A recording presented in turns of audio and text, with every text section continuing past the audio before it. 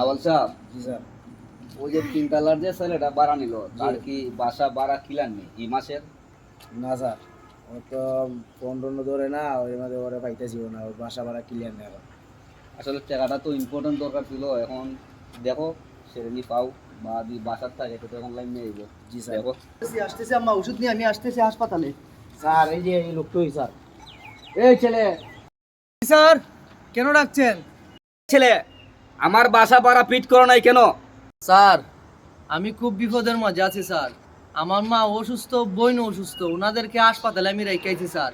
আমি খুব জামালার মধ্যে আছি, যে কারণে আপনার বাসা ভাড়া পেড করতে পারি নাই। আমি আগামী মাসে 2 মাসের ভাড়া আপনার পেড করে দিব স্যার। এই মাসটা আমার একটু দয়া করেন স্যার, এই মাসের জন্য আমার শুধু দয়া করেন স্যার। এই ছেলে, তোমার এই নাটক শোনার জন্য আমি 1 কোটি টাকা দিয়ে বাসা বানাই নাই। তুমি আজকে সন্ধ্যার ভিতরে আমার টাকা ফিট করবাই, আর নয়তো আমার বাসার থেকে তুমি বের হয়ে যাবে।